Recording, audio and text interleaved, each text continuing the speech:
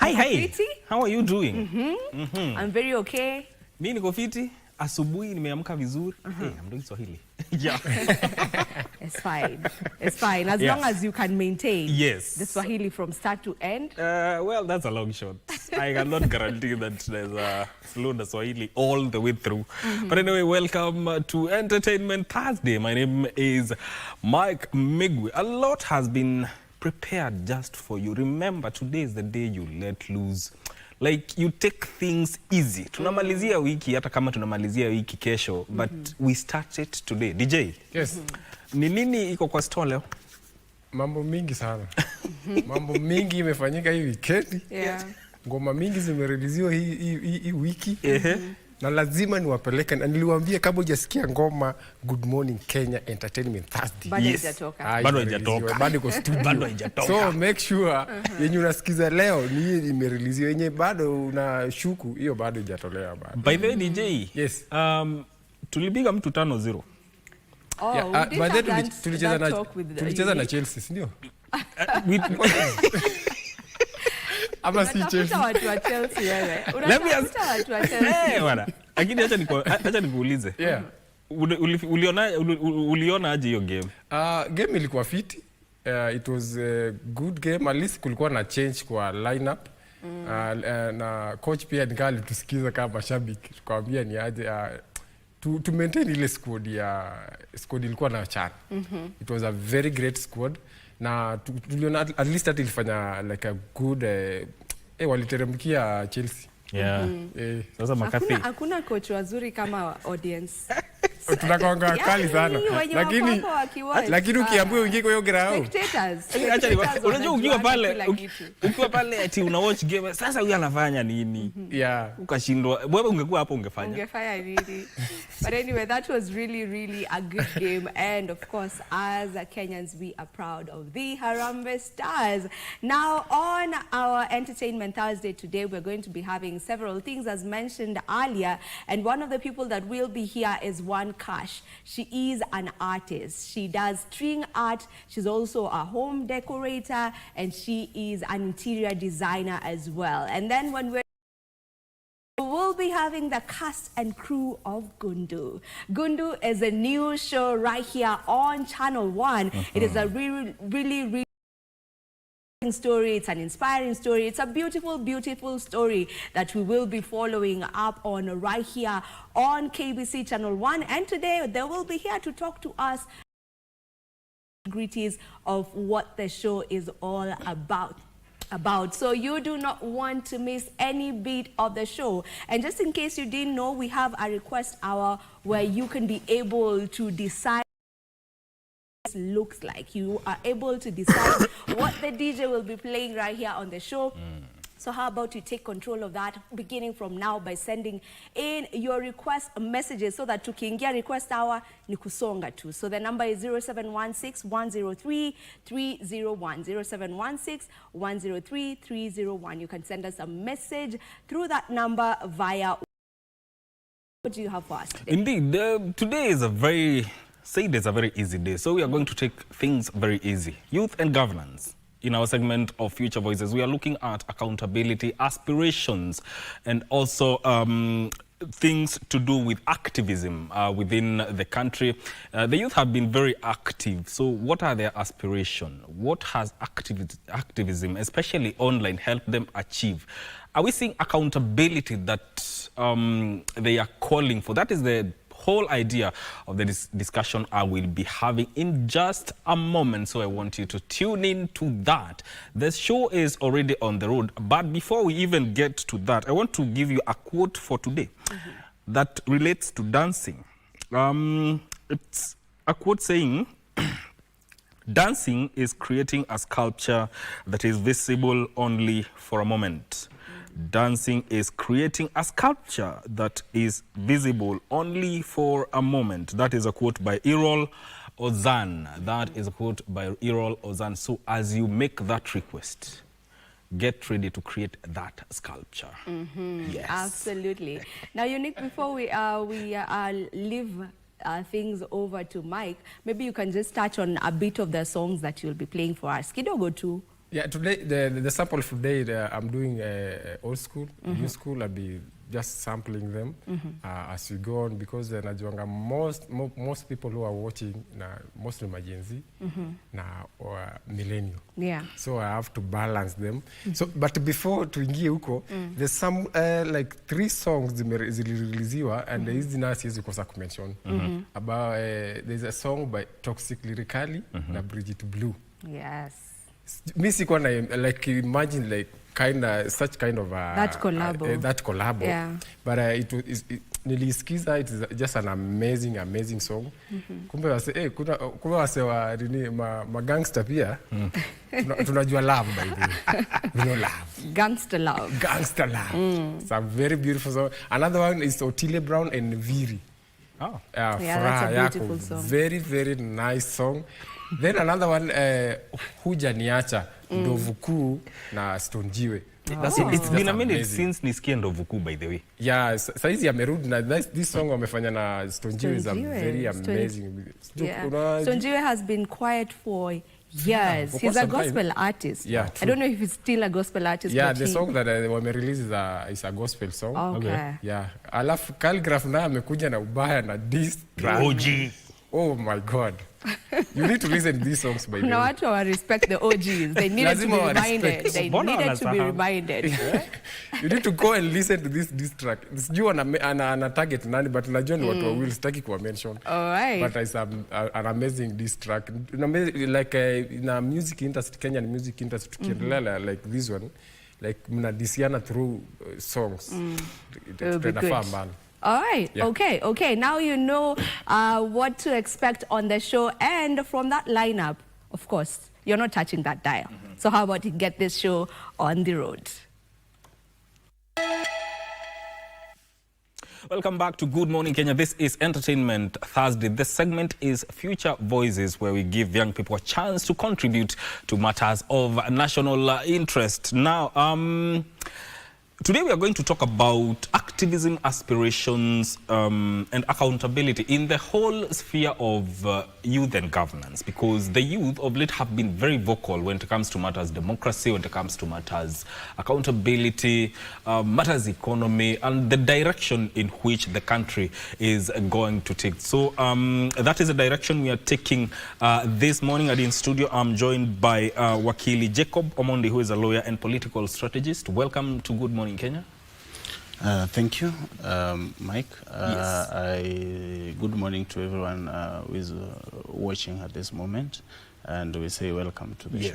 And also, I'm joined by Kilonzo Mbuvi, who is a governance and political expert. Welcome to Good Morning Kenya. Asante sana, good morning. You are not new to Jerusalem. Yes, this is home. Unaendeleaje? Kabisa mzuri sana. Before we even get into the conversation, there's something I maybe I would want to get from you, and this is from completely your perspectives. 3 years on, how do you think the government has done since inauguration in 2022? Let me start with you, Akili. To be fair, I think that this government got into power with when there were a lot of challenges, and then 1 year into the office, there were a lot of intense activities by the then Azimio coalition. And I think some of which pushed the government to be where they are, including the agency movements that happened again after another 1 year, that is probably by last year. Yeah, they are trying, but there's need to put more efforts to ensure that things are done. Yes. Kilonzo, what is your take? Things start wrong. And they will end wrong. So it is all about how they started and how they came to power, with a lot of chant for, we will do this, we will do that. You know, 3 years down the line, we have been doing a lot of assessment on how this government has been performing since 2024 and in a lot of activities of 2025. And if I can give them a mark between 1 to 10, I would give them maybe 2, because 98% of the things that they say they will do, they have been doing completely opposite. They have been, living large. They have been spending in fact, if I can just say, within 3 years, this government has borrowed 3.5 trillion, which is way too beyond, you know, what they had promised. They had said that we will not do a lot of borrowing, we will not go into a lot of, you know, excessive use, expenditure and all that. But they are doing exactly opposite what they said. So 3 years down the line, is there a room for improvement? Yes, but we have another time to meet with them in 2027, just to remind them that you guys, you promised a lot of things, but you did not do most of them. There is a room for improvement, but I don't think they can do so much in 2 years. But there's still something There's still that can be some done. time. There's still room for improvement. Let's get into today's matter, and we're talking about activism, Yes. aspirations, and accountability that the youth keep on demanding every Yes. now and then. Wakili, from your own perspective, do you think the youth have played a role in shaping how people view governance and accountability in the country? For sure they have, and I think that with all honesty, last year was the epic of youth, you know, movement, which again, you remember, led to the withdrawal of the finance bill. It also led to the reconstruction of the cabinet, and I still believe that we have a lot to do as a young people, so that we can redefine and shape this country for the future generation. You know, for a long time we've been taken for granted by those who've been in authority. And I would want to just urge the young people that let us come out, get into these structures, because I always say that you cannot achieve a lot when you are just on the street. We also need to get into these political structures and push from within, because when you are within a political structure, then you are now able to put more effort and maybe bring you know, tangible you know, changes within those spaces. Because when you are just on the street without a structure, then it is very easy for the government or for different forces to dismantle your organization or your movement. So I really think that it is high time that as the young people we get into these political you know, spaces, the political parties, and fight from within. Take those leadership roles within the political party structures, and also agitate for the, you know, the greater good of this nation. I think we did a lot in the last 2 years, which is very commendable. But just like my brother said, that, you know, the government needs to do a lot, and they cannot do a lot if we don't push them. Yes. So we, the young people, we still hold the card to ensure that things are done right in this country. Kilonzo, kuna kitu wakili amesema, it's about getting the political structures to start making changes from within those political structures. Question, is it about getting into those political structure, and is there a danger that you will be absorbed by the ideals that you may not wholly or 100% be aligned to? Let me first say that the idea of activism in every successful democracy, the bloodline of that success is very much tied into activism. And maybe I take you back to the time of Bible. Yes. Those times, Moses, when there was oppression, in, you know, they were under Pharaoh in Egypt, they needed to, you know, break so that they can also get freedom. So for us, as a youth of this country, we have achieved a lot through activism, which is very well, you know, provided for the COK of 2010, the Constitution of Kenya 2010. Yes. It is very well provided inside there on freedom of expression, you know, freedom of assembly and all those things. So when you look at the journey of Kenya since 1963 to date, a lot has been done and achieved by activism. So therefore, like the brother said, it is good to, yes, get into those spaces, but also we must be very careful with what we clearly need to see, what we clearly need to achieve. We need to get into those spaces, into the leadership of this country, so that we get our education rights well. We get our health system working. we get every sector of the society working for the mwananchi, working for the common citizen, because that's where the challenge is. We collect a lot of money in the country, there's a lot of resources in this country, but they are controlled by a few of us. So we need to get, yes, inside there, but be very careful not to be compromised into the culture of corruption, not to be compromised and be introduced into the culture of the political class, you know, staying there, being comfortable there in their own space. Once they get there, they were good people. Mike was a good person before. You know, he came to us, he wanted to be an MP. Yeah. Once I get into that office, I'm going to do that road. Once I get to that office, I'll make sure that this and this is done. But once you get there, now you're introduced into another culture of corruption, into another culture of kickbacks. When will Kilonzo, you know, get that road? When will that boy in the village know that there is Wi-Fi, and CBC right now requires Wi-Fi? When will that service get to the village? Yeah. So for me is, yes, we get into those spaces, but again, we must get into those spaces very clear that we need to achieve, you know, a ABCD for the country. Indeed. There's that aspect of conformity, Wakili.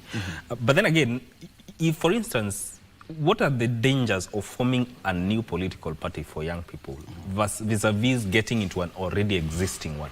Where do the chance lie, if at all, let's say they want to get into those leadership positions? You see why it's the taking the path of getting into already existing political party is a little bit faster and easier than registering a political party. You see, this the political heavyweights, the political class, have made it very difficult for somebody to register a political party. When you start the process of registering a political party, for you just to get a provisional certificate, leave alone full registration, it will be a hell of work. Actually, I can tell you, because I've tried this, you know, last year. I can tell you that between 2022 to now, to this date that we're talking today, there are only 3 political parties that have been fully registered. Now you can imagine, from 2022 to date, 2025, we are talking about only 3 political parties that have been fully registered. That tells you how tiresome that process is. You will go with, you start by name search, name reservation. The ORPP will send you back like 100 times for them to approve your name. You've not even started registering a political party. So, and you know, as the young people, majority of us are not economically stable. Majority of us are struggling even to feed ourselves. You understand? So you don't even have this time that you want to waste moving to ORPP in Westlands and coming back, coming back, waiting for emails and coming, because they communicate majorly through emails. And sometimes you can wait for this process. So getting into already existing political parties is an easier route. And since we are the majority, we can get there, then initiate changes from within. We fight from within. And you see, this makes it easy because now when you are fighting within a structure, you are protected also within those parameters of those structures of the political party. Like today, if you are a member of KANU, you can just come up and say, you know, we need an NDC meeting because we cannot have a party leader that since I was born, I was growing up, we had a party leader. And we've never seen anywhere them doing an election or NDC election to National Delegate Convention so that they can elect new leadership. So when you start such agitations within the political party, then you can arrive at the changes that we so much desire to have. When we have those changes within the political parties, then it means the changes are going to be carried forward into Parliament and into the executive and even into the judiciary. Because you see, even last year when we were doing the mandamano, the disadvantage, the most disadvantage, the most you know, setback that we had was we were not having a structured way of engagement.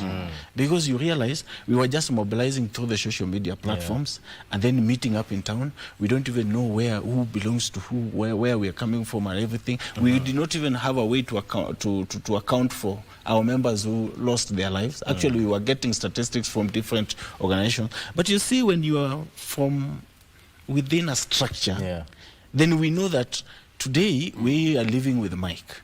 We are meeting at such a place. When the activity ends, we need to confirm, is Mike okay? Is Jane okay?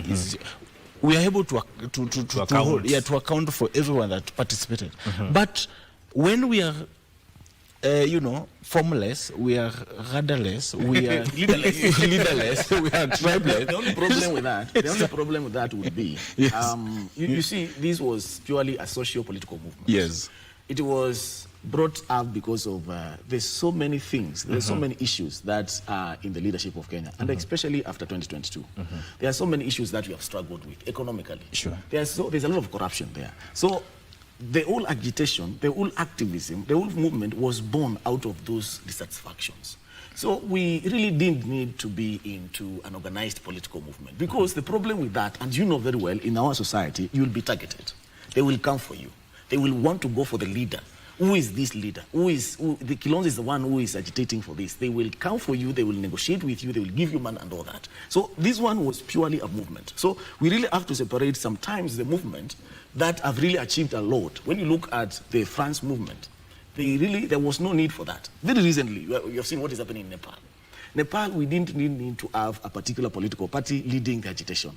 It is the young people, because we are the sovereign. We are the sovereign. And the sovereign, that alone is an organization. But even as such, we are talking about those being leaderless, tribeless and everything. Yes. Where does that leave the aspect of aspirations? Because within that movement, there are people who have political ambitions. The aspirations are born inside there. That's what I'm talking about. You see, we have a lot of young people who are capable of leading or holding leadership positions. Yeah. But now when we go the leaderless, the partyless, and all sort of, sweet words, revolutionary words, we are going to miss the point. By the time we get to elections, the young people who are going to aspire are going to get difficulties when now you need clearance with the IBC. Remember, when you are running for a political seat, there are requirements. Yes. For example, you will be required to collect a number of signatures. Then the IBC will tell you, we have to verify these signatures. And you and me knows that there is no formality of verifying a signature. We don't have a clear pathway of verifying someone's signature in this country. But it is a requirement of the law, and IBC has to do that. When you take young people through these processes, then you get to agree with me that joining a political party is surely a better way to get more young people elected in 2027. I know there are fears. My problem with that. Let Wakili execute his point. It's okay. I know there are fears of being controlled and everything. Yes. But remember, in a democracy, the majority gets their way. Yes. You see? Yes. So if we acknowledge that 70% of the registered voters are the young people, then it means we are the majority. So even when we join these political parties and we come together, we can still control the decisions that are being made. We can still influence the decisions that are being made within these political parties. And we can still bring resources together as a young people. You bring 10 pop, I bring 5 pop, the other person brings 5 pop, then we are able to move. But to tell or to encourage young people that, let us just agitate, let us get to 2027. We are not properly prepared to get into these elective, positions and run for them. We're going to lose the point. We will come here in 2028 and we'll still be lamenting. Are you getting the point? Because look at even people, our peers like Babu Owino, like Kiborek, who are now serving in parliament. Kiborek is fairly a very young man. Babu Owino is fairly a very young man. Amisi, Sefuna. Yes, they're very good leaders. They're very good young leaders, and a lot of people look up to them. But they also realized that it is not easy to get elected without a political party. In fact, you need to ask Sifuna to get out of ODM because it's okay. That is a conversation that we will have. But what I'm saying, you know, a lot of young people are really looking at us, yes. And they're watching. Yes. It is very difficult. I will give you a scenario. If we go to election today here in Nairobi, yes. The position of governor, the president, the women rep, the senator, the MP, and the MCA.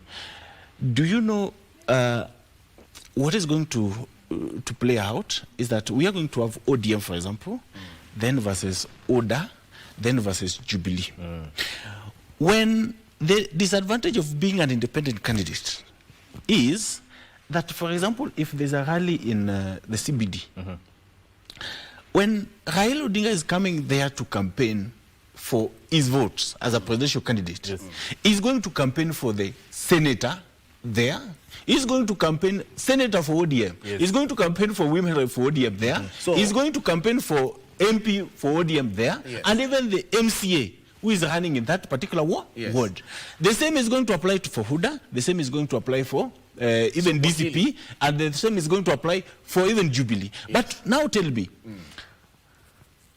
who is going to campaign for this independent person? Yes. So this is what I'm saying.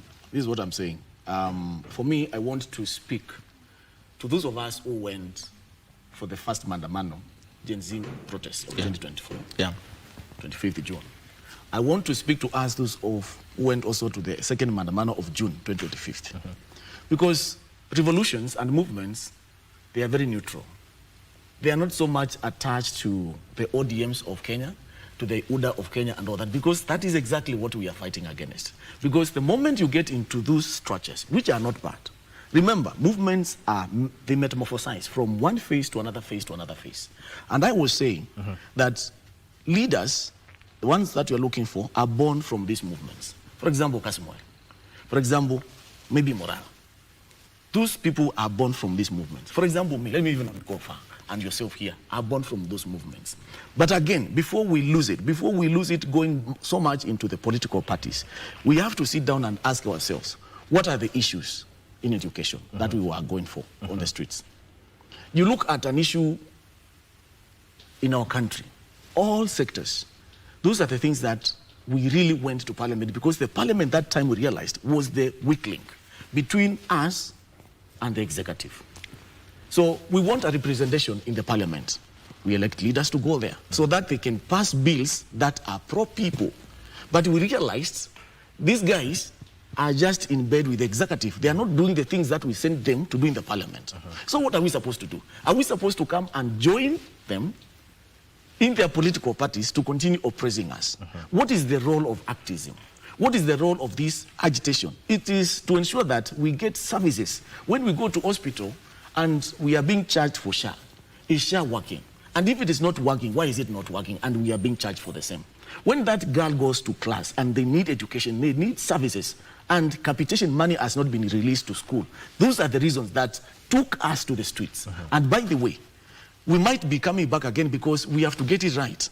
We have to get those things working for us, because we do not have another country, Mike. Okay. We have Kenya as our country. Is that the only way forward? And I'll couple that with it. Is going to the street the only way forward? But then again, there is an aspect of online activism. Yes. Does it really make an impact in matters to do with governance and accountability, or is just remain what you would call, quote unquote, online noise? Okay, that online noise, you add the streets. And again, I will take you back to what I said. It is a process. It is a metamorphosis of events from one phase to another phase to another phase to another phase. And I said, we are going to birth leaders from these movements. Those who want to join political parties, I would really encourage them maybe to form their own political parties. And should you join ODM, should you join UDA, go there and also agitate for change within those structures. Because it's also a good way to be, in structures.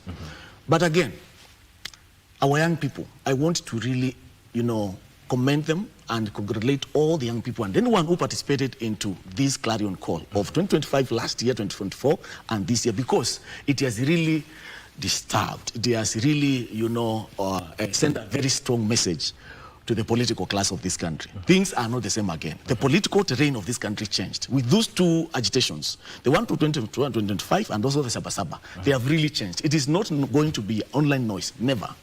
It is every time we are talking on social media, every time we are on TikTok, every time we are holding a space, it is not going to be matters the same. They will listen to us there, they will do something. If let's say, granted, yes, still on you, the youth get into these leadership positions, what do you think they would do different?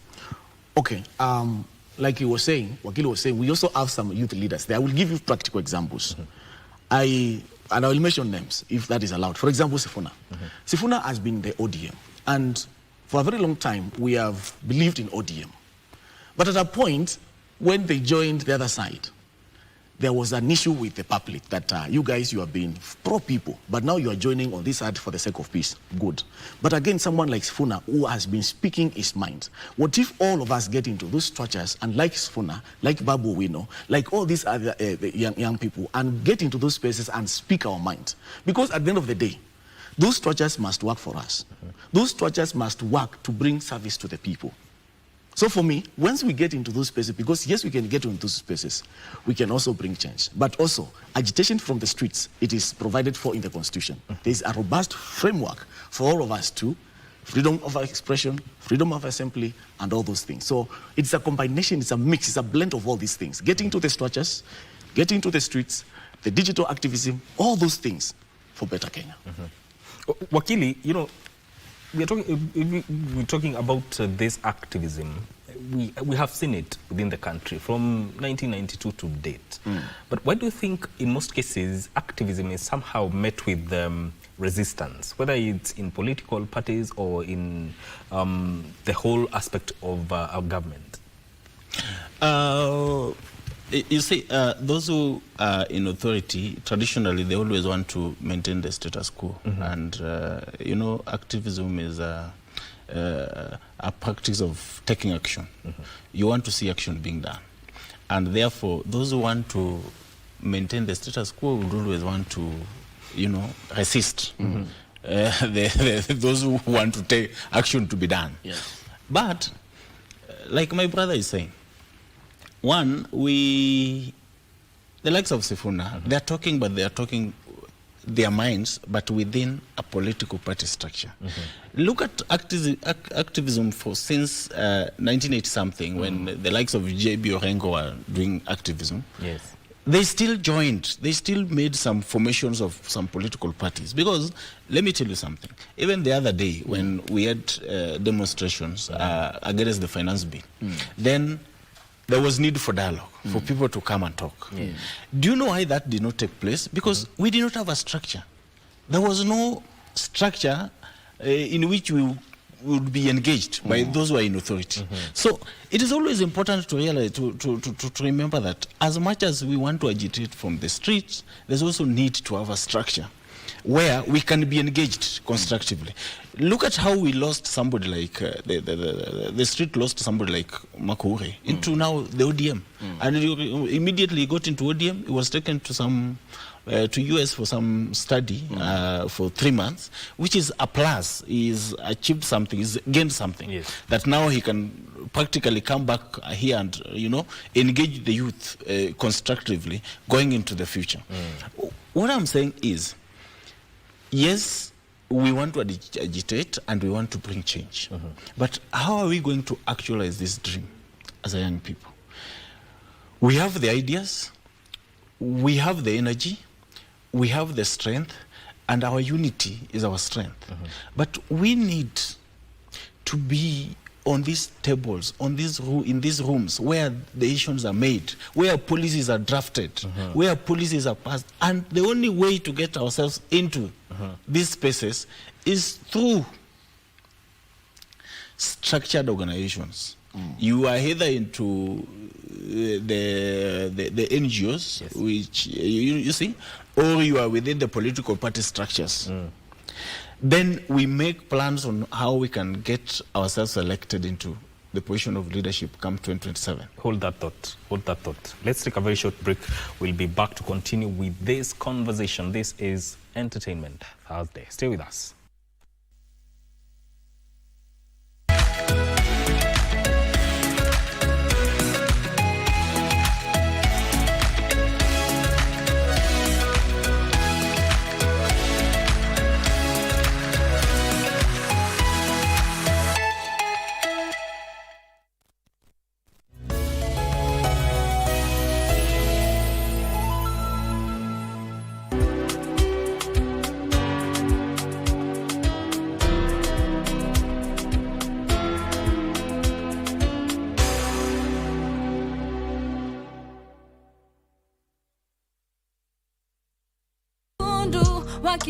Siende kuita mambo.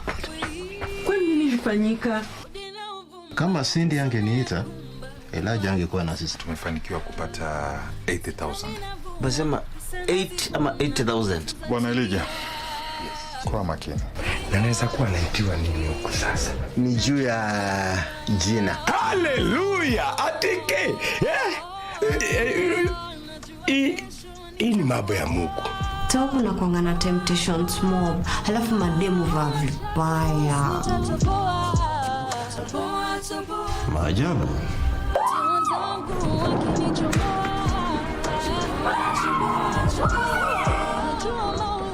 Nani alikuwa kwa mtego? Ngoja sawa. Na nani?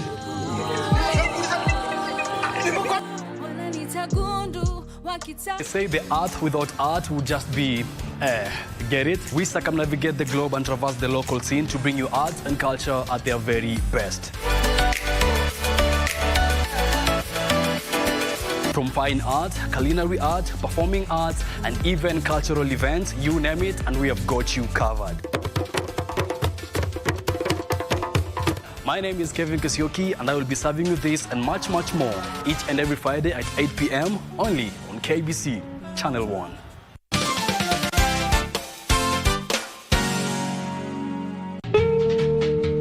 How can you do the human being to be a president?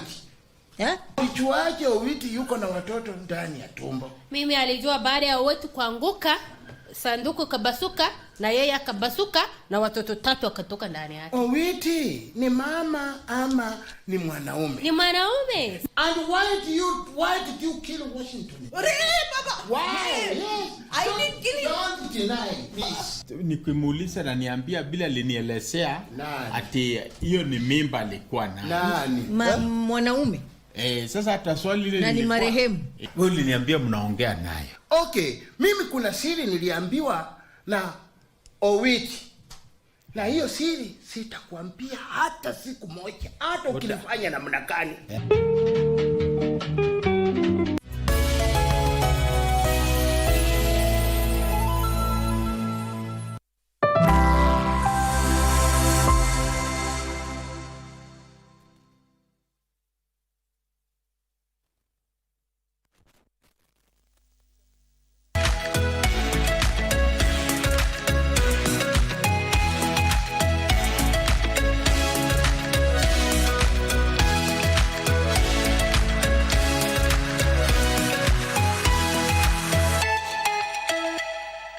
Yes.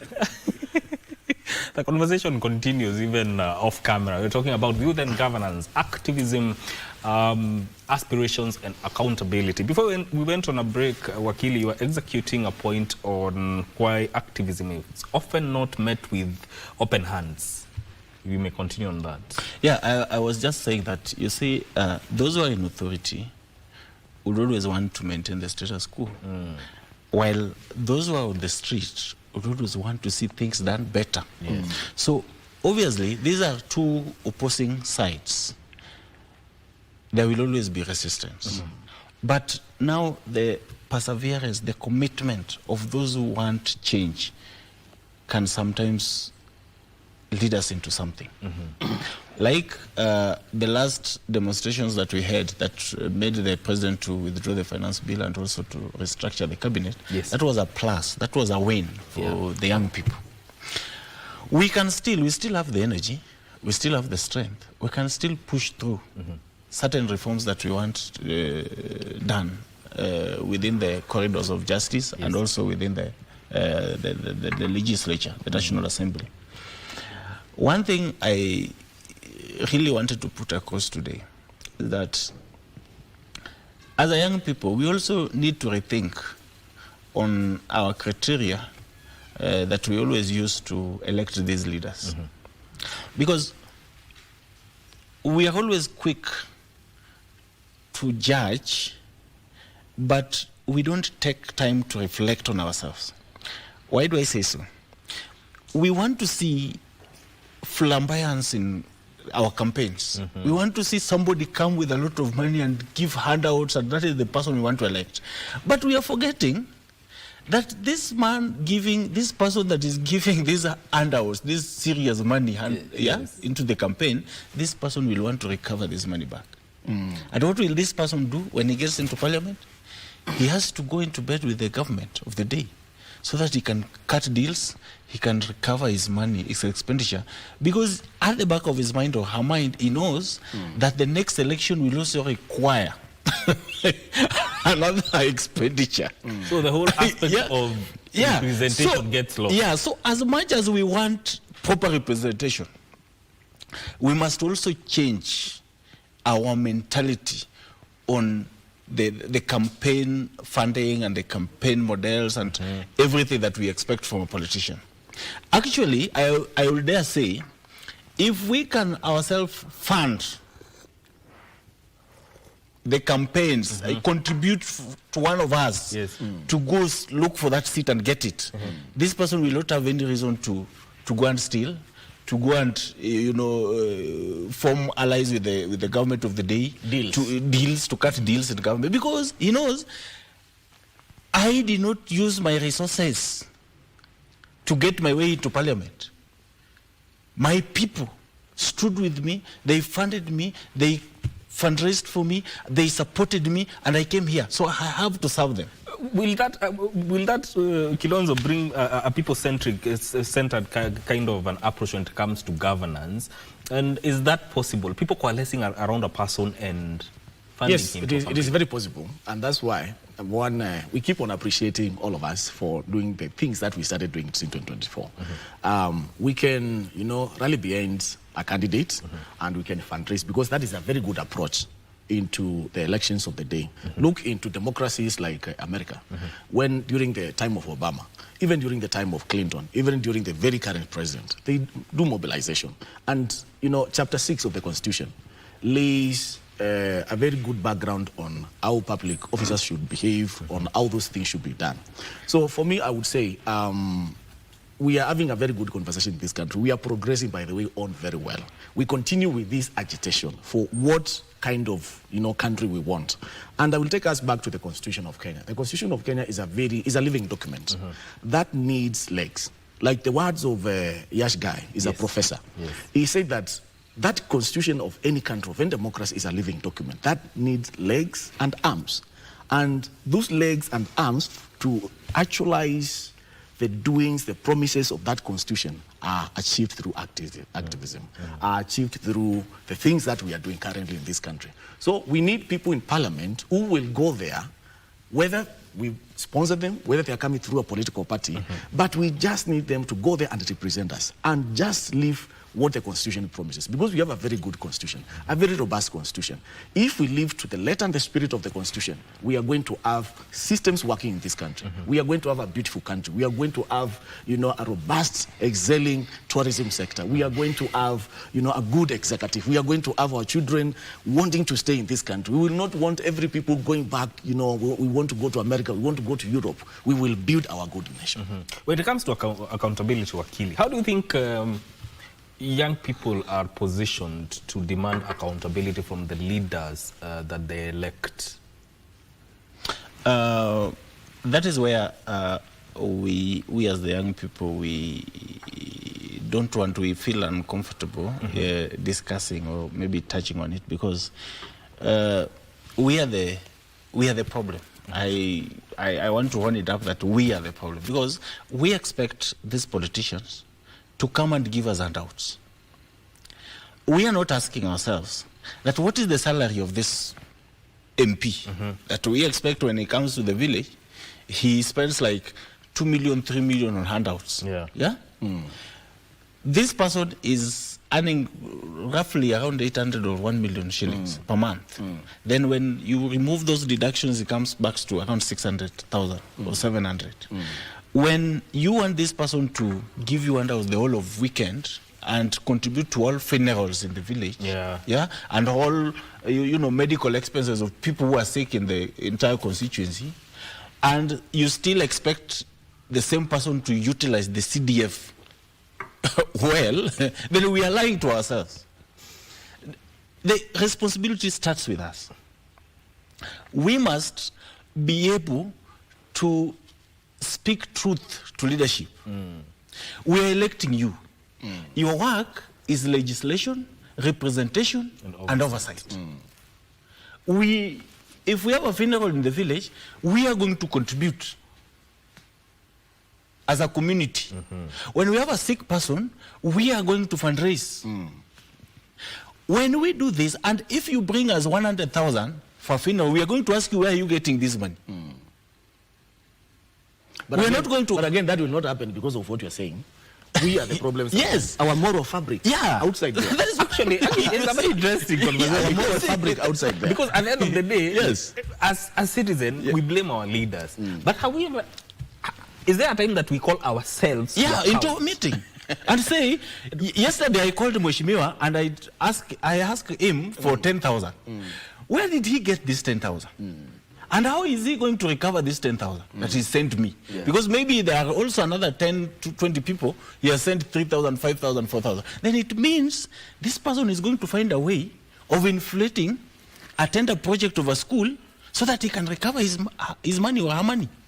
So, or he's going to try to appeal to the president that president, bring that bill, we will pass it, but you have to give us 1 million each. Why is the president going to get this 1 million each? He's going to take it from it becomes you a see? dealership. Yeah, it becomes a dealership All of us are doing country. deals. All of Deals us in are doing parliament. deals. The quid pro quo Yeah. situation. Yeah. So, if we want accountability, if we want good governance, then the responsibility starts with us. And you have to appreciate the conversations that are there. Because I know you're in the spaces of, X, you're in the spaces of TikTok, all those spaces. Yeah, sure. By the way, we really need all of us to understand that we need to appreciate that we are beginning to wake up, to open our eyes. We are beginning to speak truth to the leadership.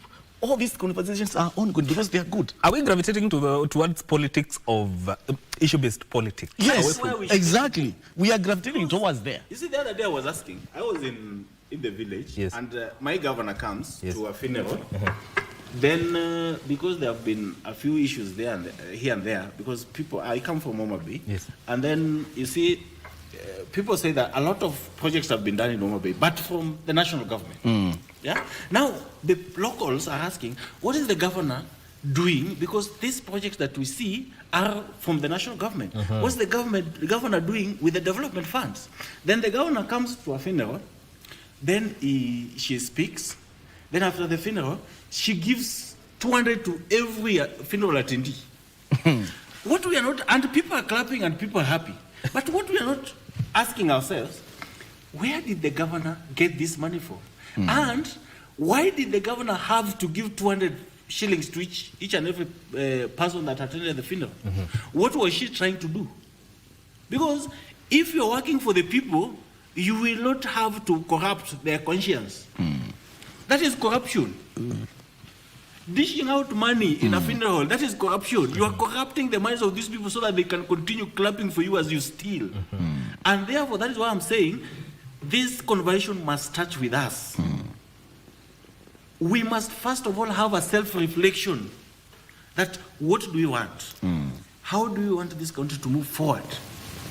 The president will come to a church, give 20 million, people will, the church congregants will be clapping. Why is the president getting this 20 million from? Because his salary is 2.5 million. Remove the deductions, is 1 point something. Why is the president going to get 20 million to give to this church, then tomorrow is in another church giving 20 million, then tomorrow is in another football club giving 5 million? Then it means we are breeding corruption. So as a people, there are questions we do not ask ourselves. Yes. So we do not really scrutinize ourselves as a citizen. For me, I would also maybe comment on this, that one thing that was really hidden to us was information, which is also provided for in the Bill of Rights. The Bill of Rights about, I think, Article 37. Access of information is there. So most of us didn't know what the Constitution says about what. So part of the accountability is what is provided for example, for a board like EACC, the one that is supposed to fight corruption. And if they are not doing their work, what are they supposed to be doing as per the Constitution? So it is a living document, the Constitution is a living document, but again, we must also activate the different parastatus. Accountability starts with us. So it is us now who are reading these issues in the Constitution. This article, it says this and this. For example, I was shocked. The information about who should receive SHA money. You see, the Social Health Authority, there are hospitals that are supposed to receive that kit. After, you know, I go there, I'm treated and all that. So there is funding that goes there. Do you know that information is public? When you go to the website there, you are supposed to access that information. Now, when you access that information, you find that my hospital in Kaponzweni has been receiving this amount of money. For what? We ask those questions, right? Who is supposed to do, maybe if there are issues of corruption, who is supposed to fight them? You find that it is ESCC in collaboration with ODPP and DCI. Are they doing that? So the responsibility of asking those questions, it really rests with us. Yes. And we are in the era of information. We are in the era of digital literacy. We must go into those spaces, into those offices, because we have the right to go in that office and request for information. When my CDF is not working, number one, we even need the CDF. The government is a whole different conversation. Because, for example, you find that the local school there is owned by the government. Then the government will, instead of wiring that money direct to the CDF, you have to go through a member of parliament. Why? It is just a caricature of people trying to come together, a cobweb of corruption and all that. So for us to fight, for us to get results from our activism is, number one, information. Where is this information? Who is supposed to be doing what? And politicians like that a lot. They don't want you to know what you should know. And we thank Kibaki and his regime because they really helped us to, you know, through free primary education. Most of us are products of Kibaki. We went to school, Gen Zs who are here now watching us, we went to school and we have this information. This information is available. Please make sure you get a copy of the Constitution, the 18 chapters, not from chapter 1 all the way to the shell use, what it is provided for. Information. And we have a lot of wakilis here. We have a lot of constitutional lawyers. A lot of information is there. We are in the era of information. And let me tell you, politicians, it is not going to be the same again. All right. Let's say, granted, yes, the youth gets into those political leadership spaces, wakili. Are we going to introduce new mechanisms of demanding accountability from them, or we continue with whatever we have so far? If we can, like my brother have said, if we can just follow the Constitution, the 2010 Constitution as it is, we have the best Constitution. You see, I was asking myself the other day, you are driving into the village, yes, or you're somewhere, then you see, or even in Nairobi here, yes, within the estates, you see a picture of the governor and the MCA, and then there's a proposed road to be done. Then you ask yourself, why would a governor put his own portrait and an MCA on a road that is being funded by public funds? This is not a donation from the governor. If you want to put your picture on a road, donate that fund. Go and do it for your personal. In fact, that is corruption. You say, that is corruption. You are corrupting the minds of the citizen. Yes. This is not your project. Yes. My brother, my sister, this is not your project. This is a public project funded by the public funds, taxpayers' money. Exactly. Why is Otieno not putting his pictures there? Because his funds is being used, taxes are being used to repair that road. So if we can be honest with our leaders and tell them, you know what, and that is why I always love, you know, as much as the national leadership have not been doing so much, but from time immemorial, you can never see a project being launched by the president and his portrait is there. He will go, it will just be written, was launched by so-and-so. But there will be no portrait. Even a national highway being done, you will never see the portrait of a president. But the governors, the MCs and the MP have this tendency that any project they do in the village, they put their... You've forgotten when they're giving foodstuffs. Yes. The kagunia. Yeah, the kagunia. Yeah, and is that a government donation? Yes. The woman rep, for example, you find the woman rep giving... donations from the GAF fund, and her portrait is there. Then you wonder, what kind of nonsense is this? This is not your money, please. This is public money. So what mechanism should we put there? If do we need new mechanisms? I think we just need to be very radical and very honest to these leaders and tell them that, you know what, this is not right, this is right. In fact, if I can add there, if I can add something there, for me, we don't really need mechanism. And when we realize that we don't need those other new mechanisms, it is now the birth of this agitation. Because we have a constitution in place. We have a whole chapter of integrity. We have a whole chapter of bills of rights. We have all these parastatals. In fact, there are so many of them. So what we need to activate right now is EACC, do your work. Go for the corrupt governor. Someone, all of a sudden, they have built a 1 billion flat in Nairobi. And they were just governors. All of a sudden, someone has, because of the proceeds of corruption, they have done projects that they could not do. They have not been doing any business throughout their life. But the moment they get into the business of representation, because it is that business of representation, they have become billionaires. In fact, for Kenya, it has been long been said that if you want to become a billionaire, a multi-billionaire, a multi-dollar, whatever, get into the politics of Kenya, you get rich. Now, it is from those things that this anger has been born in the public. This anger of, we need a fair representation there. When you get into that as an MP, as a governor, as whatever, make sure now you represent us well. So for me, it's all about the Constitution. Can we just implement the Constitution? We have to be intentional. The spirit, the letter of the Constitution. Go to DCI. DCI, do your work. Simple as that. Do not take sides. Do not work for the president. Work for the sovereignty. Work for the sovereign. It is me and it is you. Looking forward, Wakili, you spoke about the bottlenecks, about forming political parties, especially a new political parties. What other areas do you think needs to be looked at and addressed to ensure that youths getting within the political parties or political systems do not really find it hard? What are the bottlenecks that needs to be addressed?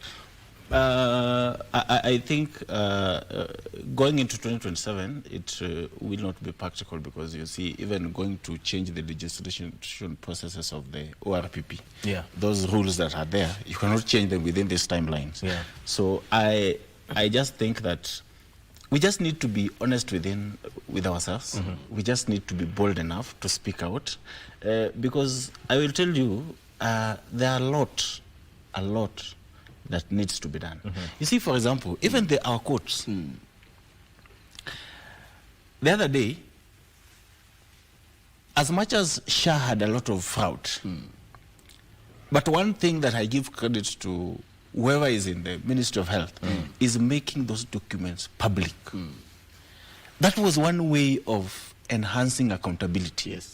See, if they withheld those documents, we could not be able to poke holes and see the fraud that was happening. So making the shared documents public, that was a step in the right direction. Today, governors have moved to court to challenge the EGP procurement process. That tells you how the governors are trying to fight back. The corruption is fighting back because they know that with the EGP, if you are tendering a pen at 100,000, like the other governor the other time bought a wheelbarrow at 100,000, and the other lady, the current governor for Kenyaga, also bought some pens here at NOS at 100,000. You see, if you have that EGP procurement, the public will be able to see who tendered for how many people put bids for those tenders. Now, what was the quotation for each contractor or which supplier? And why did you award the person who quoted 20 shillings and left the person who quoted 10 shillings? You get that? But governors don't want this. MPs don't want this. Parastatals don't want this. Because the public are going to be question able to see. It is going to enhance accountability. That this is what is happening. The procurement is happening. These are the people who quoted, gave out their quotes. Who was awarded? This person. Why was he awarded? The questions are going to come. They are not going to be able to inflate tenders. That is why they have moved. And that is why I'm saying, as a young people, we also need to call out our courts. Because our courts have also let us down. The other day I was seeing a clip of a former general, I think from central Kenya, saying that his 60,000 acres of land was sold, coffee farm was sold by bank to some Asians at a cost of 70 million shillings. Then in 3 months' time, the Asian guy sold the plot at 3.5 billion. So you ask yourself, in 3 months' time, a property that is sold at 70 million, then somebody is now selling it. It's just a lie. Yeah. You see, and it's trying to tell you how the judges were bribed from the lower court up to the apex court. So, as much as we are calling accountability on our leaders, we also need to call out these judicial officers who are also corrupt, who are also frustrating certain positive moves that are being brought into place. Because EGP procurement, that is the best thing. Let us everything be public. Okay. Let us be able to see how the government is being run. Yes. And lastly, on the issue of, our debts, we also need to come out and speak about it. Because we're not going to allow these old guys to live as an economy where we're going to be struggling to pay this, to repay debts that we never even... We are already struggling. Yeah, we are already struggling. So we need to talk to the government, to talk to people in authority. We need to demand that you please stop borrowing. Okay. Because you are borrowing and we are not seeing the impact of the borrowed funds. Yes. All right. Tukimalizia, the way forward. The way forward. We have a beautiful country, and we can make Kenya better. The way we are going to make Kenya better is to continue on the things that we are doing, the agitation that we are doing through Parliament. By 2027, we have another opportunity to have a different representation in the Parliament. We just need to elect good people with integrity, people who are going to represent issue-based politics, the issues of education, the issues of health, the issues of our social setup here in Kenya. So we have a good country. Let us support our leaders. Let us support the building of a beautiful Kenya, the Kenya that we want. But again, let us implement the spirit and the letter of the Constitution of Kenya 2010. Yes. Is there hope? There is hope. We can never lose hope. If we lose hope, we are finished. We can never lose hope for Kenya. Yes. Our motherland is Kenya. Yes. We are the sovereign, Yes. and we can have a beautiful Kenya. Indeed. Yes. Gentlemen, I appreciate you so much for coming to talk about these issues.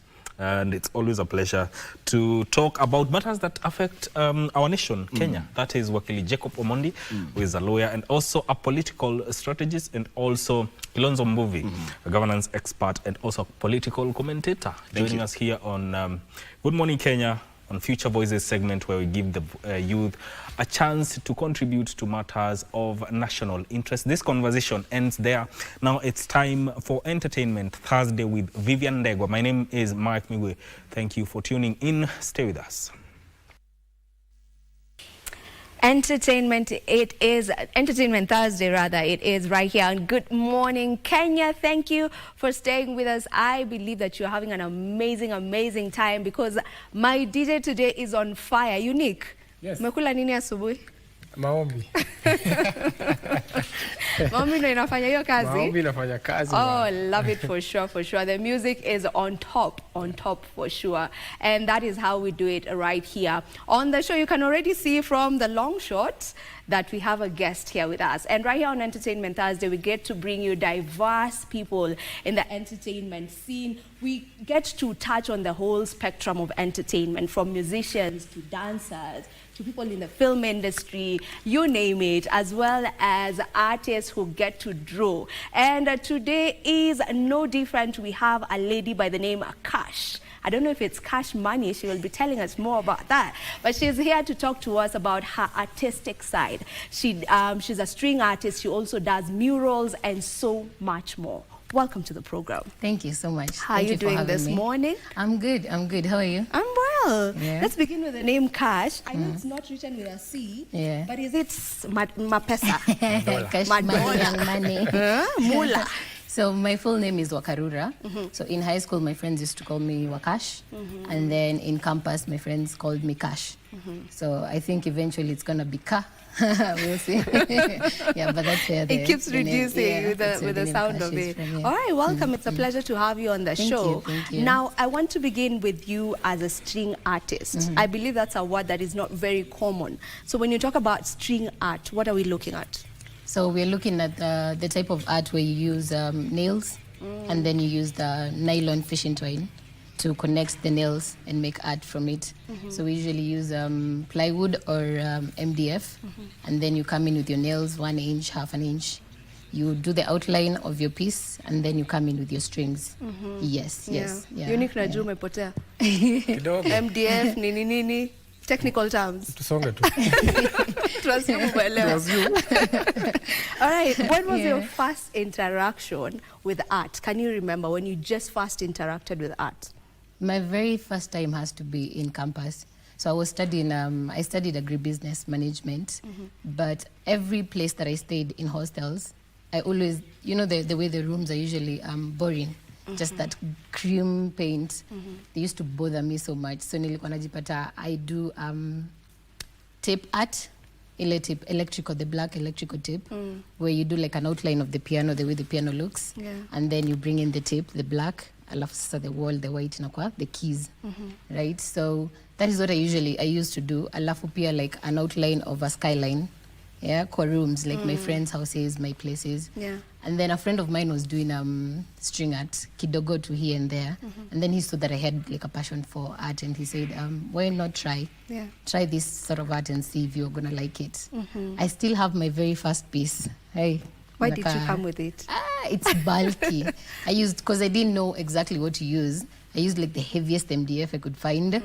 And then it's just sikali vile, but I always carry it with me because inanionyesha like where. Yeah, it gets to just let you in on the journey and remind you maybe where you've started. It's interesting that you mentioned your first interaction was while you were in campus. Do you mean all along, you know, your other years, you never were interested in art in any way? You are not the kind of child who wenzake walikuwa wanawapatia vitu wawachore, because I was one of those children who never drew nothing in school, so nilikuwa natafuta mtu anajua kuchora ananichorea. So you were never... Not really, no.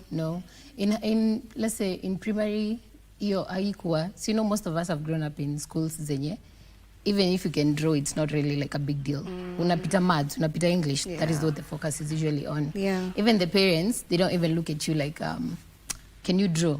It has never been a focus for most of our parents to look at whether you can draw, whether you can sing, stuff like that. Sasa, in primary, it was never like an option. In primary school, honestly, ilikuwa like, when you grow up, are you going to be a model? Because I was always so tiny. So that is where ilikuwa, but not drawing at all. Yeah, and now since you now began with the drawing of the walls, when did you now decide that now I'm taking this to the next level? I want to be serious with this, and I want to get to be doing this. Honestly, I think this year. This is the first year I've done purely art without having to do something else. Say, like I said, I did agribusiness in campus.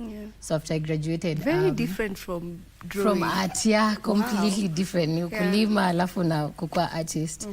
So after I finished school, nikafanya another course, hydroponics agriculture. There we have it on the screens. We have some of your artworks. Nikafanya hydroponics agriculture, and then I did farming for a couple of years. When I was doing farming, I was also now doing art. Can I cut you short a bit? Sure. Let's talk about that piece that's on air right now. Okay. I call that piece Mother, because I feel like we all originated from Africa. That's what we say, right? Like as a people, we came from Africa, and that is an African woman carrying the whole of Africa on her head. And then it is incorporating I think I see the sun. I see there's a sun, a tree. Yes, and then there's a lion as well. So the lion is our wildlife, obviously. You cannot mention Africa no kose mention our wildlife. And then the tree or greenery, the sunset. We always enjoy a good sunset. And then obviously hatuwezi sahau Madagascar in there. Especially this time round kukiwa na football, nilikuwa sikia watu wakisema hata haikuangi kwa map. And they're still beating us, but it's always on the African map. Watu ndo huwa waioni. Yes, but I call it Mother. So hiyo yote ni string art, the whole piece as it is. Yes. It looks really, really nice. Thank you. So before you get to start doing your mural, like what could you take me through that thought process? Do you begin with the idea of it, or how does it come to be? Yes, it starts with an idea, right? Of course. Obviously, And then I do an outline, kwanza. So on your plain board, I draw kwanza, like the whole thing. I started by drawing it with a pencil. And then after you do the pencil, now you come in with your nails. Kwa outline yote, now you do the nails. You hit yourself, but unasonga too, right? And then after you're done with the nails, now I come with the painting. Na paint your body yote black. After nimeipeleka iframiwe. Yeah. So the only thing that I don't do for myself in these pieces is the framing.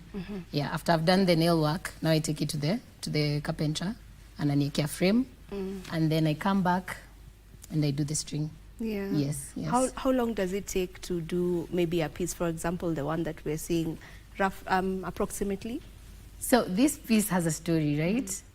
For this piece, it has taken years. It has taken years because it was one of the first ones that I decided to do. I want to do like a big piece. Kawaida, I used to do small pieces that are not very detailed. Yeah. And then I decided to push myself.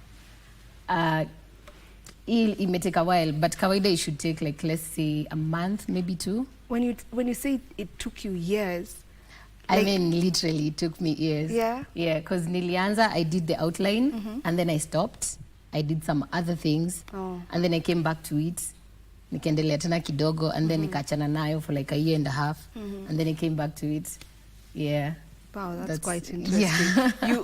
Is it that while you're doing it, the moments when you stop, maybe the creation bit of you is not active, or what makes you stop and decide, wacha nipatie time kwanza nitakurudia baadaye?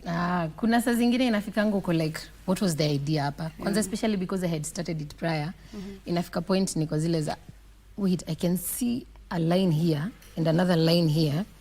What was the plan for these lines? So I had to sit and be like, tulikuwa tunataka kufanya nini na wewe, you know? Yeah. Until I think the last time sasa venye nilikalia kabisa and did it and finished it, it was so clear in my mind. Yeah. It wasn't like what was my plan. It was very clear. Alafu that came out. Love it. Unique, I know you have a question. I remember kitambo when I was in primary. I used to draw. I used to be a very good drawer, by the way, but nilikuwa napenda kuwatch ma movie, nilikuwa napenda kuwatch hizo ma clips, hizo ma picha kizichora. I don't know what happened along the way, but it is what it is. You don't know what happened along the way. I don't know what happened. Yeah. Unajua kuna kupenda kuchora na kujua kuchora. Nilikuwa najua kuchora. Si kupenda. That's what happened. Exactly. So like since you started the journey of art, what is do Kenyans embrace the arts, like literally? We've come so far, actually. We've come so far because most of my clients are Kenyans. Actually, everyone that I've sold my painting to, anakwanga Mkenya. Kenyans are embracing art in such a huge way that kitambo haikuwa. Sai I'll find someone mwenye ataniambia, I'm interested in your art. Maybe I can't afford you right now. Can we have like a payment plan? Usually before that, it was like, wasanii mnakwanga expensive, but sitaki hiyo kitu kwa nyumba yangu. If you go to your friends' houses, unapata they're being intentional with the way their houses look. So sai, when you're in your space, you want to be intentional such that it's a safe space ukikuja nyumbani. Especially with everything going on outside. You want to get home and look at your walls and be happy. Look at your space and just be happy. So most people are really embracing art. Kabisa, yeah.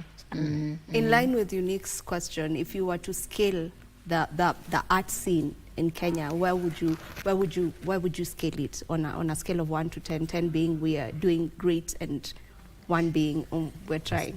Naweza sema, I don't know. It's definitely it's above average. It's definitely above average. I've seen I have friends who are artists when you wanna incorporate the corporate world na artistry. So at a corporate yenyewe wana embrace art, see just individuals, which is also a very unique thing because corporates zingine wanakwanga stories are artists, but ile time, you know, kuna kwanga na zile stories za team building. Tambo ilikuwa like twendeni tukafanya sijui nini kwa field fulani, gardens fulani, let's sing some songs in some garden. But squeezy, you see them incorporating art into the corporate, so it's definitely above average. So 5, 6. 6, yeah. We could do definitely. We have space for growth. Yeah. So I'd give it a 6. Yes. Okay, there's another artwork on screen. Yeah. Talk to me about that. This is actually one of my favorites. Nimeimaliza juzi. Yeah. Again, I don't know if you can see a theme, but I'm very African oriented with my pieces. So for this one, and then the woman, the African woman, I don't know, but the African woman fascinates me, the strength, the resilience, the beauty. Kila kitu tu ukiangalia unaona, right? So kwa hii piece there's the drums. Yeah. The The bongo, drums? kuna zile drums pale Oh, boje. yeah, up there. Kuna drum fulani inaitwa jembe na bongos. Bongos ni zile zenye ziko chini, zenye zinakuanga zimeshikana. Alafu jembe ni zile zenye ziko kando kando. Yes. Yeah. So obviously our African music incorporating drums. And then chini kuna zile calabashes. Yeah. Yeah. And then some patterns. Easy patterns ni nini? Tribal patterns. Utazipata like most people wakifanya like maybe like a tattoo. The tribal, the tribal patterns, yes. Usually inakuanga hivyo. And then there's these two patterns kando. The ones that look like cowrie shells. Yes. Pia ziko hapo hivyo ndani. You can either look at it and see cowrie shells or you can see coffee beans. Oh. Yes. Yeah, I'm seeing cowrie shells. Sindio? Yeah. Yeah. Yeah. All right, that's a beautiful, beautiful piece. Thank you. Now, for thank someone you. who's watching and they would love to have you on board on maybe something they're doing, they would love the space to get, to get. Is there a word like livened up? To get to get lit up and all of that. How do they get you, and how are your charges? I'm very affordable, so different pieces ziko na different prices, right? Depending on the sizes, the details, everything. But you can get me in my DMs everywhere. Najitanga Agi Cash, AGGIE Cash, KASH. Ukislide kwa DM and you want to talk about art, I'm going to respond. Ukislide kunisalimia. Atabaki hey mingi tu. Utasema tu hey mingi. Lakini ukiniambia hey, I love your work. Let's talk about it. Nitakuwa like, oh, what's up? Hi, thank you. Right. So as we wind up, is this what you're doing full time now?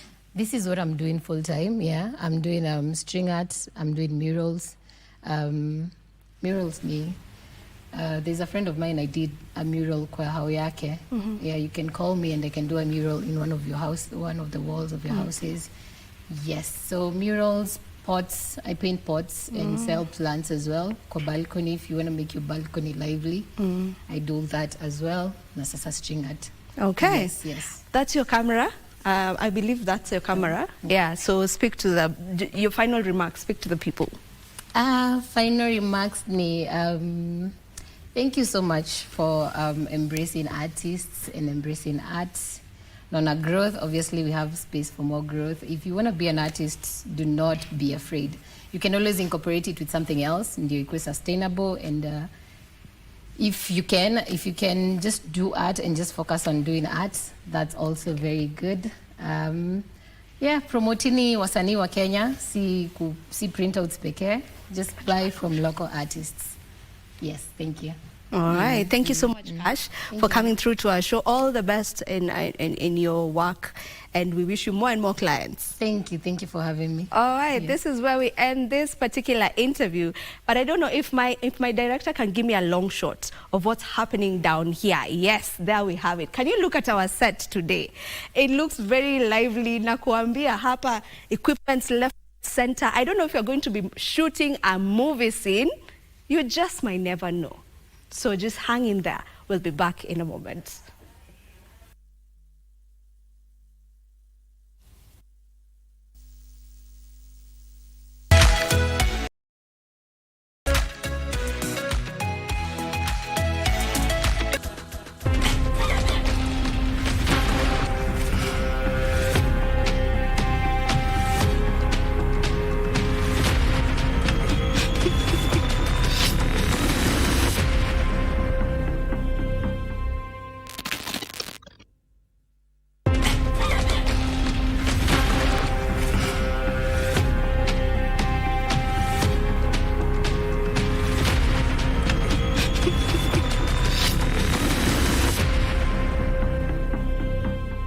Magharibi mwa Kenya.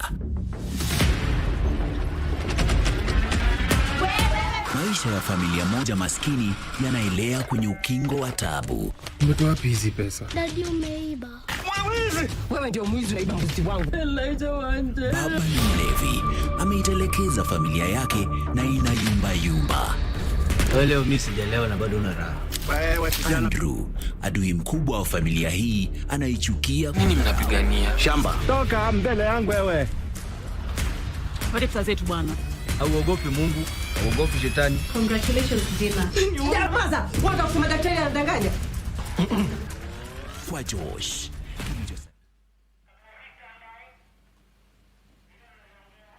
All right, and there we have it. You have gotten to see the trailer of Gundu. Yes, that is the trailer, and as it has gotten to show right there, it is starting in September. Are we not in September? Yes, we are. So it is already here with us. It has already started, and it shows right here on KBC Channel 1. An amazing, amazing story right there, done by an amazing crew, amazing cast. Everything is on point, on point, on point. So it was only right for us to have them right here on Entertainment Thursday so that they can be able to let us know what exactly is this story all about. How was it, getting to shoot that? Were there challenges? Was it easy for the cast members? How was it gelling into the characters that they are playing on this show? Let's get this going, and allow me to start with the director-producer, because I have the director-producer of the show, I have the cast coordinator of the show, and of course, the crew members are right here. Tumeona yule mlevi, tutataka kujua kama sijasikia kama uko maji leo. So we will get to understand more. Let us begin with you, Mr. Producer Director of the show, Timo. What's up? Thank you very much, Vivian, for having us here. All right. First of all, let me start by thanking God for this. It's not been easy to get this far.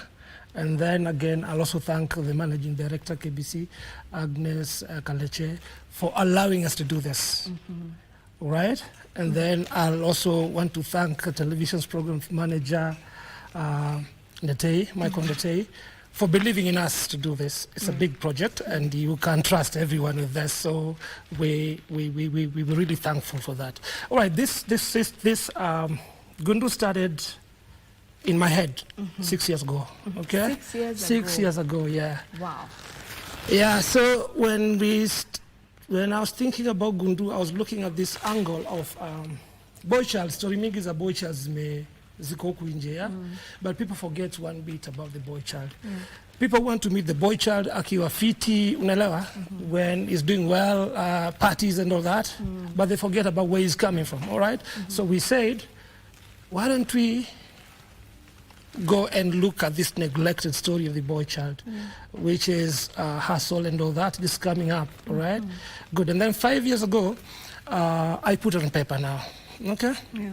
And then 3 years ago, okay, I met my script writers, we sat down, and then we did the storylining, we did the plots, and yeah, all right? Good. And then from there, I'm trying to give you a build-up of how we've... go ahead. And then 1 year ago, we were given the chance to shoot it, okay?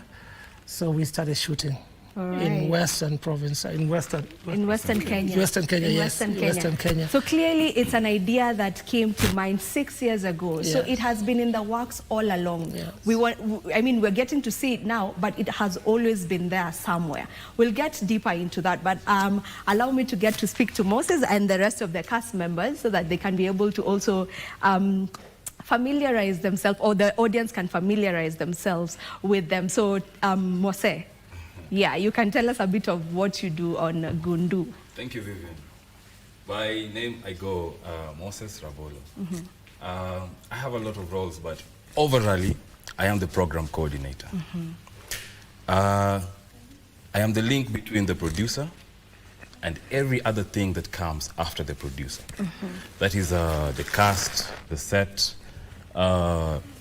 joining in the scripts, actualizing the scripts, and every other thing in post-production. Yes, that is particularly what I do. All right. Yes. Okay, let's get to this other side. Let's begin with the far end. Introduce yourself to the people and tell us the role you play on Gundu. My name is Joseph Nyange. I play as the drunkard Elijah, a very useless man who loves his wife. Yeah. And I have 2 kids, Josh and my daughter Cindy. And I'm very much excited to be part of this project because KBC has been in my system since I was young. Amazing. Let's speak to the little one. Hi, Mama. Hi. Introduce yourself to us. Hi, my name is Kimberly, playing as Cindy, and it's quite good. You're enjoying it? Yeah. You're loving it. It's quite good. That's what she said. It's quite good. She's loving it. All right, right next to me over here. My name is Jim Were. In Gundu, I play the villain, Andrew, the guy who's always jealous of his neighbors. Yeah. I know I'll be hated out there, but I think I'm doing the thing that happens in every society, everywhere, not only in Kenya, but everywhere in the world. You cannot have a clean society where everybody's good. You have those who are good and you have those who are bad. Yeah. So mine is to show the bad side of the society. The bad side of the society, the villain Andrew. Yes. All right. The Mr. right here, if you can introduce yourself, Unique, you can just pass him the mic. Yeah. My name is Victor. I was the camera operator and technical. Yeah. So you're dealing with all the equipments that we're seeing here. Yeah. All right. We have also the ladies right here. Very quickly. Hi, my name is Lina Mutedia. I'm the script supervisor. Hi, I'm Shishi, and I'm the makeup artist. Makeup artist. So with film, it incorporates a lot of people. I mean, of course, we wouldn't have all of you on set because, I mean, the space would not even have been enough, you know? So there are so many people who get incorporated when it comes to film. Now, you know, there's a comment I read on YouTube, and I would love to highlight it. There's someone who said on YouTube under Gundu, you know, kwa hiyo, the first episode that you posted, someone said, akasema wa ikitu ni kali KBC kweli mmechange, and I was like, bro.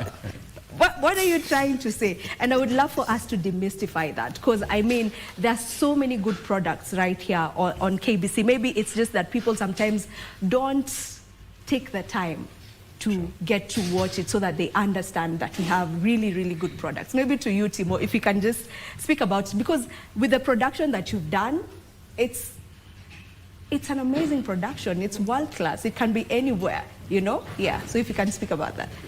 Actually, we've not changed. KBC has not changed. KBC has been the same all through. A person like me, I grew up on KBC. I remember KBC ilikuwa na drama deadly sana. Hata nakumbuka mama yangu akinemda mayake from one of the programs on KBC, that was Kisulisuli. You understand? So KBC has always been big on drama. Right? Yeah. I don't think there's any other station in this country wanasema wanashinda KBC kwa drama. Yeah. KBC has been big on drama. Kuna ups and downs, but right now KBC is back to reclaim what belongs to it. Because you see some of the equipment we have here, the equipment, you see, top notch, 4K quality. That's what we're doing, and I don't think KBC has been down as far as drama is concerned. We're still there, just that we've come back to reclaim what belongs to us. Yes. Yeah. So take your time to watch more of KBC shows, and you will agree that we're doing an amazing job. There are good programs right here. Now, Mose, to you as the coordinator of the entire, you know, you get to deal with everyone else, you know, everyone in the crew, everyone in the cast. You're the link, as you mentioned. So how would you say that has been like for you on this particular program, and how different is it from the other programs that you've gotten to do? Because you've worked on several dramas. So how different is Gundu? Gundu, slightly different, but overall, not much of a difference. We just included a few aspects from what we've been doing before, just to uplift it a notch higher. But it's nothing different from our other shows. You can check them out at String, Next Meal, and Biggie White 54. It's not much of a difference. We only increased the cast and a different touch on the locations, whereby you see in the other programs we used to have a peri-urban setup and some an urban setup. Now we are going to a rural setup. We're going to a rural setup to show how actually things are. Because in our mind, as the producer said, how he crafted it, he wanted to show the real struggle of the Kenyan society, which people don't show. People just know people go to campus, they study and all that, but they don't know the struggle that took them to campus. And this is what pushes everyone to succeed. Yeah. You remember where you're coming from. Yeah. Just as KBC, we remember where you're coming from. Yeah, for sure. Now, for the, I'm sure you've gotten to shots. A huge chunk of Gundu. So maybe, Timo, if you can let me in so that we just get to bring the viewers in, right? You give me a scene that you feel was a bit challenging shooting, but you know, getting to see it after, you were like, yes, this was the reason why we had to ensure we do it like we wanted it to be. Okay, before I come to that, let me just echo Moses. Yeah. What is different right now is, if you watch majority of the shows we've been doing on KBC, they've been coming once a week. Yeah. But now this one is not coming once a week, it's coming 3 times a week. That means you have to triple the effort. You understand? Everything. So there's no time for sleeping. It's just pop, pop, pop, pop, pop. Okay. Now, there's so many scenes that are very touching in this story. And sometimes we get emotional on set, right? Like, I remember we were doing Cindy. Cindy is a small girl, right? Yeah. And Cindy was left to take care of the father. Okay? The father was sick and Cindy was left to take care of him. Yeah. And she didn't know what to do. All right? So she was crying on set. The whole crew was feeling it, but what to do? At the end of the day, you have to produce a show. Yeah. So we had so many of such. Watu wa watch tu. Kipindi ni mbaya. Kipindi ni mbaya. Yeah, yani ni moto. Ni fire, ni kali. Hivyo ndo kenye tunajaribu kusema. Now, speaking about that, because you have a little one on set, you know, she's quite young. I can just imagine how challenging it may be, but maybe if I can just get to speak to her first and then we'll get to hear more about that. Now, Cindy, what was your best part while shooting? What did you love most about shooting? I loved the crying scenes. You love the crying scenes? Yeah. Okay. Because it was touching. Yeah. And I love emotions. Yeah. Yeah. Are you able to just cry on cue? You know, because now when they start shooting and this is happening, you need to cry. And then when they cut, you need to get back to who you are. Was that quite hard for you? A little. A little hard. But then it showed how much of a star you are, because, I mean, you did it, right? Yeah. Yeah. All right. Elijah. Yes. On the show, how different would you say that character is compared to your true self, and how easy or difficult was it for you to get into the scene? When I come for auditions, the director gave me a scene, a scenario for me to try. Then he had one question. What is your name? I said my name. Do you take alcohol? I said no, because actually I don't take, I've never taken alcohol. At all? But I knew, I read his mind. Yeah. But I was very quick to say, but I can act like someone who is Mulevi. Yeah. Then do it. He didn't know that, like I said, KBC has been in my system. He didn't know that I was left with one bullet. So I hacked the role. So to me, I don't find anything difficult with me, because I'm a versatile actor and I can pull any role. So getting back to switch from the original me and the Elijah, it's not a big deal to me. Yeah. So it wasn't much of a challenge to you? No. Yeah, because you've been doing this for a while. Yeah. Okay. To you, sir, I'll ask you the same question. You know, just how easy was it for you to get into the character that you're playing? Most of the parts have been doing in drama have been those of a villain. And when my director brought me in, previously I've been in a stringed. Yeah. And I don't know why, what got into him that he decided I should act a villain, a very rich man who is also jealous, just like I am in this Gundu. So it was not very difficult because it's something I've done before. Yeah. And I've done it with ease. And it is in me. Yeah. But while it is in me, after I leave the set, I sit down and ask myself quite a lot of questions. Yeah, like kama saizi nataka kukuuliza. Yes. Mbona unadhani wanapenda tu kukupatia ukwe villain all the time?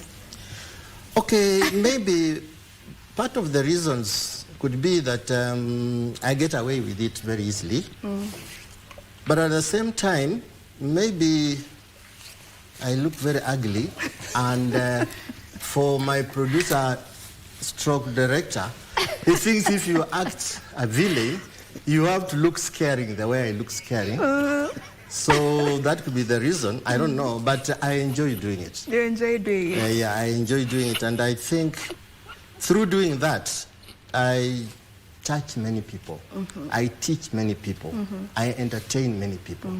Yeah, but I don't like doing it myself. Yeah. Because I'm a born-again Christian.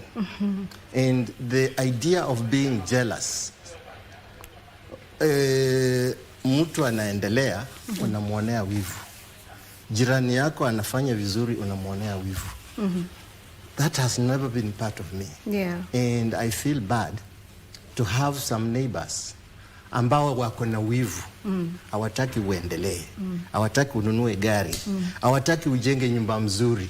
Hawataki uwe na shamba kubwa kuliko ile wako nayo. So as much as I'm enjoying it, but I feel kuna shida katika societies. Kuna shida mahali. Okay. Yeah. And you're not ugly, my good sir. You're not. All right. Now to the technical person, to the technical guy on set today.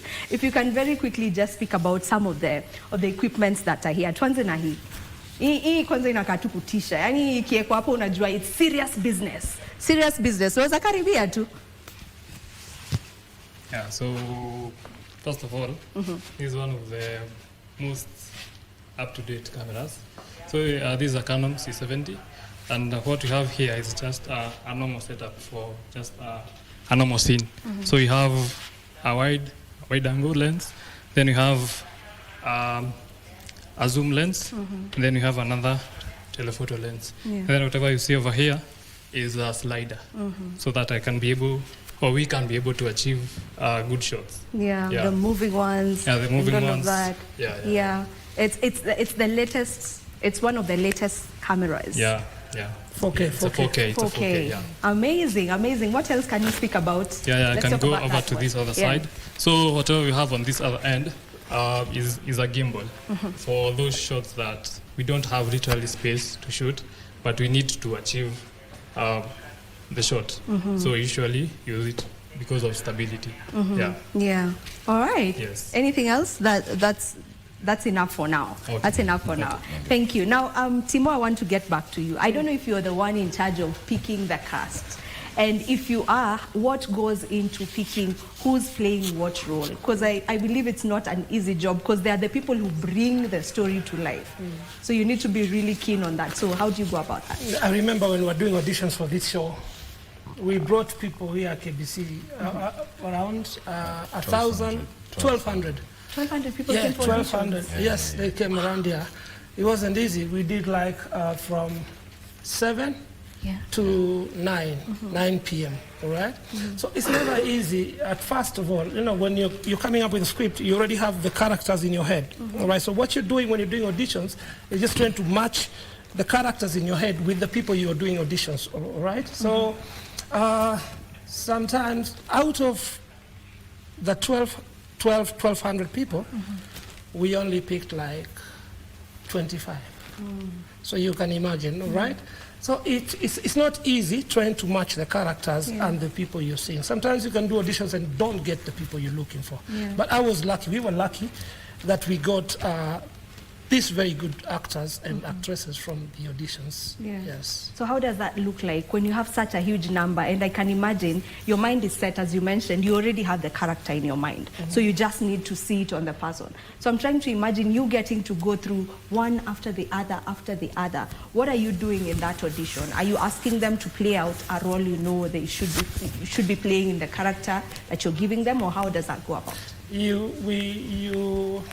don't go through all of them, because sometimes you only need like 5 seconds or 10 or 9 seconds with a person to know if they're good or if they fit or they don't. So some people, they come in and say introduction only, and you feel they cannot, right? So you only engage people you think can try get to what you're looking for. But others, they end up on introduction only. Yeah. Yes. Wengine anaishiaga tu kwa intro, akishafungua tu mdomo, akishasalimiana. Thank you very much. Yeah, thank we you. will call you. Tutakupigia, by the way. Unfortunately, it happens. You know, kitu mbaya na acting, just like music, we all believe we can act. We all believe we can sing. Hata mimi, I believe I can sing, but at home. Unaelewa? So, yeah, sasa unapata kila mtu amekuja ana believe anaweza, but it's not true. Ama wengine wamekuwa encouraged na parents wanawapush, wanaambia you can do it. Mtoto wangu, I believe in you, lakini hawezi. Unaelewa? So, yeah, kuna vitu mingi tunaangalia, especially in the beginning. Yeah. So for someone who's watching and is looking to get into the acting scene, just hone your skills. Alafu, when the job is yours, it's just yours. Because it doesn't mean you're a bad actor. Maybe you just don't fit the character, right? Yes. All right, so there's this gunia that is here. I don't know if there's a camera that can get this gunia. There's a gunia here. Yes. And yeah, there we have it. So this is the Gundu. Now, this is actually the reason why we're on this set. Tell me more. This is actually why all this equipment is here. All right, good. So, like I told you, the idea is 6 years old. The name Gundu is 1 year old. Okay, so 6 years, the working title was The Garbage Man. All right, The Garbage Man. Lakini unajua wengine wetu, we have connections east. Unajua, tunatoka kwa Beast. Unajua, so kwa Beast, Eastlands, okay? Place watu weka takataka inaitwa Gundu. But this is JSK. Paka nilikuwa like, Wesi wa East. So, place watu wanaweka takataka inaitwa Gundu. That especially this brown gunia inaitwa Gundu. So, this whole story, main cast anaitwa Josh. Josh anapitia, he goes through all these troubles and all that, but eventually he'll get his fortune in this gunia. We don't want to preempt the story. You we don't want to preempt the story. Don't preempt it. We need to watch it. We need to watch it. Yes. But I need to get to hear from Mose, your best beats of the show. Don't preempt too much, but you can just tell us a scene that you feel, okay, this scene was quite something. I want us to get some nitty-gritties zenye zinafanya watu wana feel. There is a lot in the show. Just try and pick one. What I'll pick is just a single piece, not my best, because there's a lot of best beats and more yet to come. There's a beat where Josh's mother was sick, and Josh had to think of something. How I can help mom. And in a fraction of a second, he was like, we need to get the meds. So he rushed to the pharmacy. He got to the pharmacist, asked for the meds, pretended like he's paying. Like the way you can send the monies through your phone. Then he left. Pharmacist thought he had paid, only to find out the message was it was a hoax. And he rushed out and helped the mom and saved the day.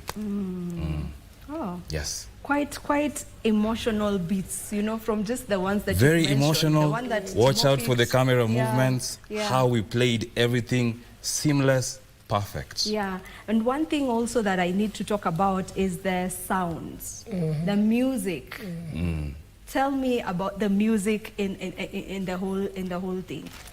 All right. Now, how we are doing Gundu, we are doing it so professionally. You understand? We have a sound person we have a music person, and then what do you call Musa? He does the scores. He does the scores. Yeah.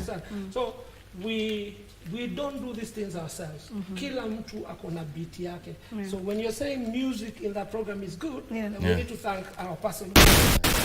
Yes. It's called Musa.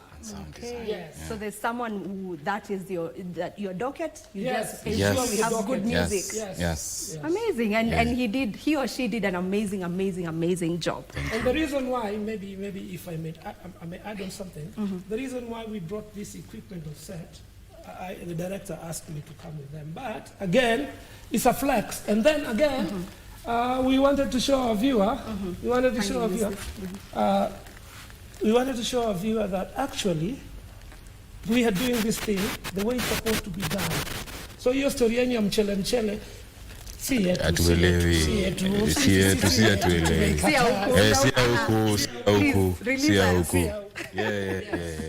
Yeah, that's amazing. That's good to know. I want to get back to the cast, and I just want to know, maybe if I can begin with you, what is one theme in the film ambayo uli feel this is something? I can't put my finger on one. There are quite a number. Ebu sema Shamahoho. Shamahoho. Have you been Shamahoho? No, but I know someone who's from there. Kuna milima na mabonde. Unique is from Shamahoho, right? You're from Shamahoho? That's kuna cha past. It is Shamahoho. Hapo karibu na Shamahoho. Yes, what about Shamahoho? Kuna milima na mabonde. Mambo ya theme nitawachia my director and producer. Okay. Lakini I thought you were going to ask me whether I enjoy doing it. All right, let me ask you, did you enjoy doing it? Kwa sababu nimeleta Shamahoho. Yeah. Hii milima na mabonde is quite breathtaking.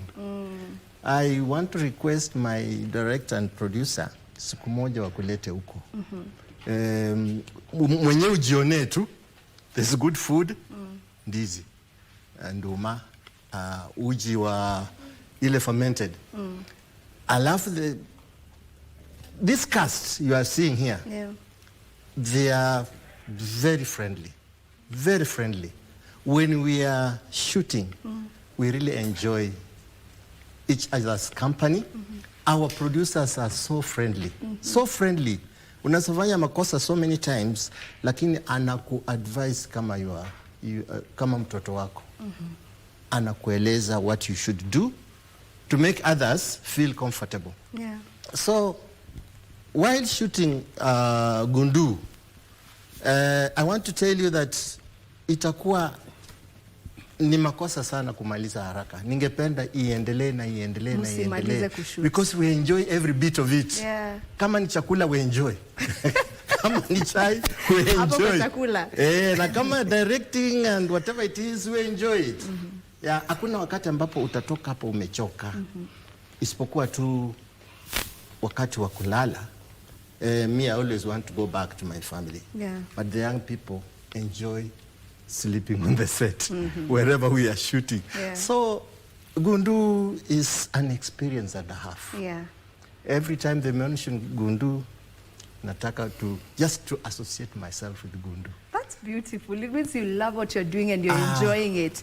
And with that, it actually reflects on the screen. Because when you see people doing a good job, it means they actually love it. Wacha first, before we get to enjoy it. Wacha tu, uje siku moja. I'm going to speak to Timo one of these days. Ni kuja munibebe niende pia mimi. I get to witness you guys while shooting. Now, Elijah, yes. What's the one thing you would love people to get out of Gundu? One thing that I would like people to get out of Gundu is to see watu wa kukimbia and using shortcuts. There is light at the end of the tunnel. And our current situation and circumstances cannot dictate our future. So, to me, I'd like to say that Gundu and those who thought about it, it's an educational and a very informative, let me say informative content that is building our societies and making. Do we have to look at the camera? Yeah, and that is, we are like the mirror of the society. And back to where I come from, I see people with my character. People who are careless, they don't take care of their families, and it hurts me. Yeah. When you see me acting as Elijah, I want to bring them out of that that cocoon. You know, we uko tu wanasema mwanaume suruali. We're just there and multiplying other things, but inside your mind there's nothing. But it's also a content that is reaching every age, every corner of the country. But like when we have such a young daughter on set, we also very cautious with what we say on set. Yeah. We are also bringing up somebody to be like us in the future. So we are a family. All right. Yeah. Okay, before I get to speak to Cindy, I'm sure my DJ has a question. Sure. So go ahead. Now, this one will go to the director. Now, since I know you've directed a lot of dramas, and ile time ulikuwa unafanya audition, there's a time unafika tu mahali unasema like for now nimefanya hizo audition zote, but kuna act fulani, kuna msee mwenye najua mwenye anaweza perform this act in a good way. So have you ever reached to someone wambie ni aje I have a show I want you to feature you in, or you always rely kwa in auditions? No, inakoga two ways. Sometimes like I said in the beginning, sometimes you do auditions and you don't get people, right? And then sometimes we also handpick, right? You can be walking on the road and you meet someone and you think, hey, anakani kama my character in my head, all right? And then you exchange numbers, munakuja, you sit down, and sometimes you meet them on social media, all right? So yes, like you're saying, it's two-way, auditions and that, both ways work. Yeah. All right. Now, Cindy, how was it like, you know, interacting and working with all of these people, you know, being on set with all of them? And you can feel free to also tell us your favorite person. Simwangalia hivyo naona mnamwangalia. You tell us your favorite person in the crew and the cast. Actually, my favorite person was Timo. He makes a lot of jokes and I love it. You love the jokes? Yeah. Lovely. So how was it like just interacting with everyone else and, you know, getting to shoot with all these amazing people? You know, most of them have been in so many other films. So how was that interaction like for you? It was my first time acting, but it was good. Yeah. Actually, it was fun. Yeah. A lot of fun. Yeah. How would you say you prepared for your character? Because now you're playing someone else. Even your name has changed. You see, we're even calling you Cindy. You know, so how was it like, you know, just getting into that character? Did you need some time to go aside first, uangalie, ujue, okay, now I'm Cindy, and then you come back? Ama it was just easy for you because it was easy for me. It was easy for you. Yeah. That one is a start. That one is a start for sure. All right, we need to wind up this conversation, and probably as we wind up, I will hand it over to Timo. Maybe you can touch on the themes as you let people know when the program is airing, at what time. Okay, the program airs Tuesday, 7:30, Wednesday, 7:30, and Thursday, 7:30, back to back. All right, good. And themes, just normal themes za nyumbani, vita, nini. And then something else we need to mention in Gundu is every blunder you make in life has a repercussion. Right? And we are big on that in Gundu. Every blunder you make in life has a repercussion, right? Yeah. Not unless you go for redemption from God. Okay?